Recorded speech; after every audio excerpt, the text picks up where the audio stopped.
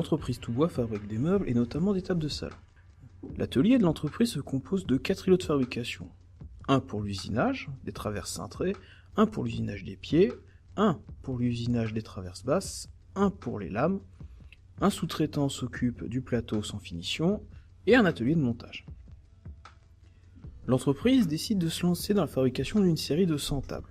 Afin de pouvoir gérer sa production, l'entreprise doit savoir à quel moment telle pièce va être usinée et à quel moment telle ressource va être utilisée. Pour ce faire, elle va utiliser ce que l'on appelle un réseau PERT.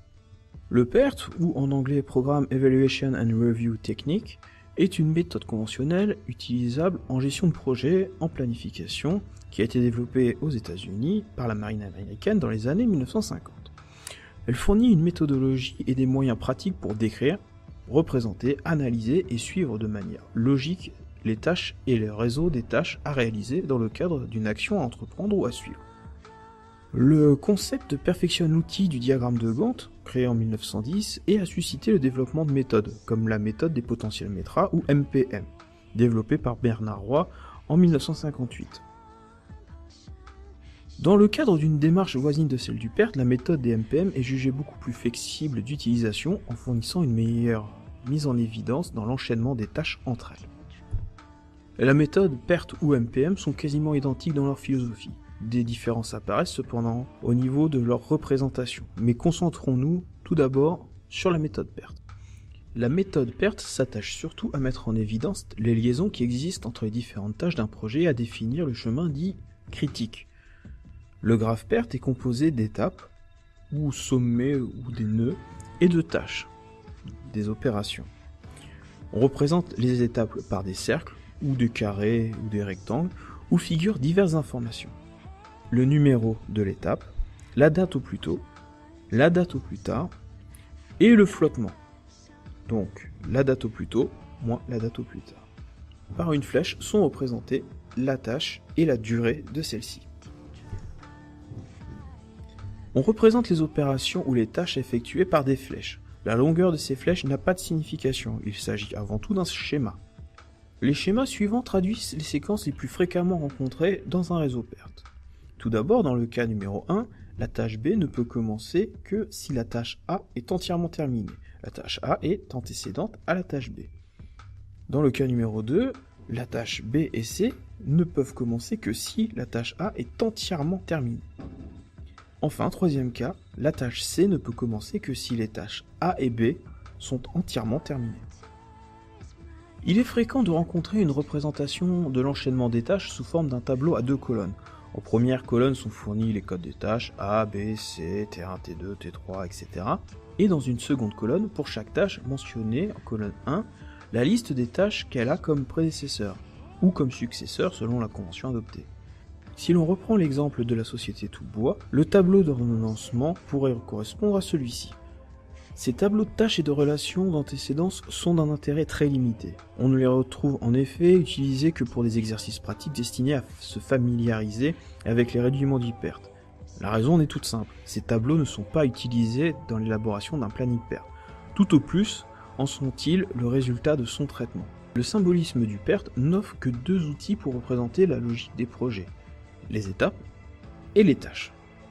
Mais armé des seules tâches et étapes, le planificateur aura tout fait de rencontrer une configuration de dépendance logique entre tâches, qu'il sera dans l'impossibilité de représenter graphiquement.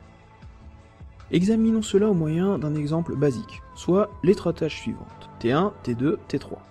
Lors d'une mise à jour du planning, le planificateur doit créer une tâche T4, telle qu'elle n'est que T3 comme prédécesseur. Comment s'y prend-il ? Tout d'abord, il conserve T1 et T2 comme elles sont, puis redessine T3 avec une étape de fin pour elle toute seule, l'étape M.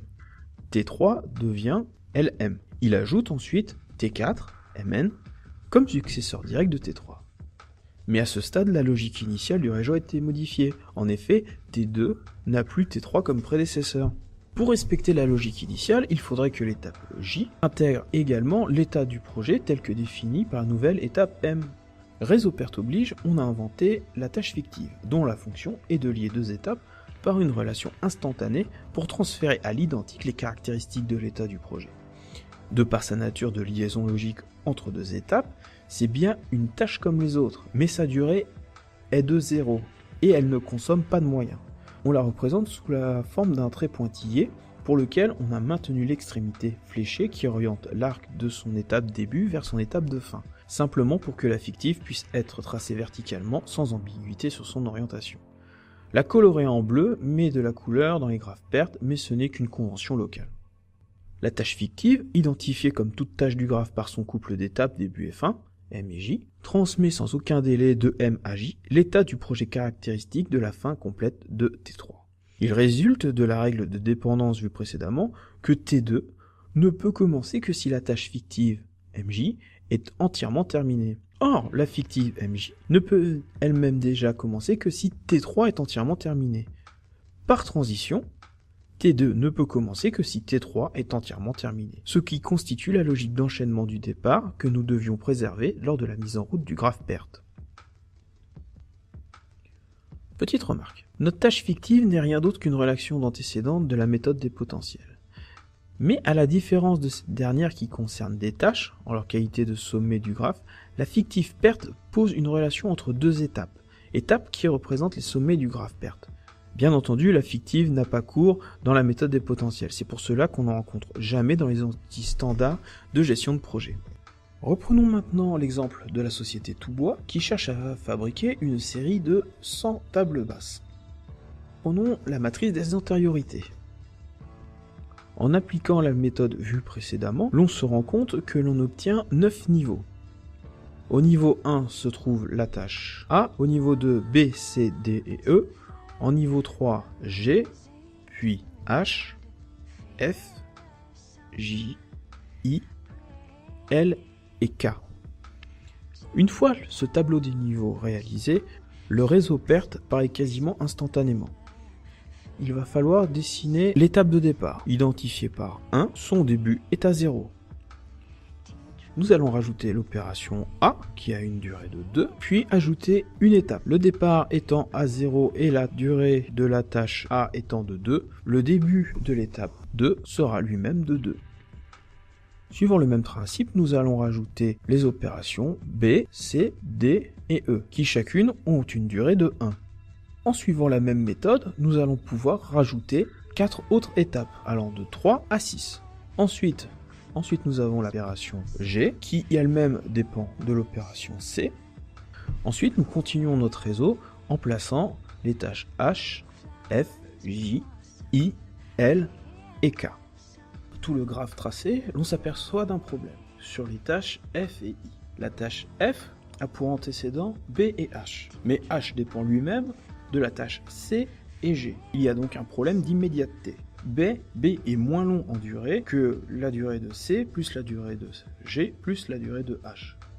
L'on va donc, pour remédier à ce problème, placer une tâche fictive qui rétablit la relation d'antécédent, ici entre l'étape 3 et l'étape 8.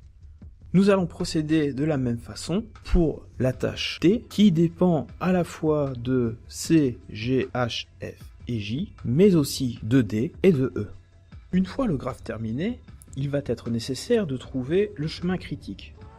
Pour cela, on va déjà placer le début au plus tôt de toutes les étapes. Le début au plus tôt d'une étape est égal au début au plus tôt de l'étape précédente, plus la durée de la tâche précédente. En cas d'antécédent multiple, on prendra toujours la valeur au plus tôt la plus grande. Arrivé au bout du réseau, j'obtiens la durée totale. Une fois cette durée totale obtenue, je vais faire le chemin en sens inverse, afin de calculer les dates au plus tard. Je reprends donc la durée totale de mon réseau, auquel je vais soustraire la durée des tâches. Une fois tous ces débuts au plus tard réalisés, pour chaque étape, je vais soustraire le début au plus tard moins le début au plus tôt. À chaque fois que le résultat de cette marge va être égal à 0, cela veut dire que je suis sur le chemin critique. Si le résultat est supérieur à 1, cela veut dire que sur ces tâches, je vais avoir une marge. Ces tâches peuvent prendre du retard dans une certaine mesure.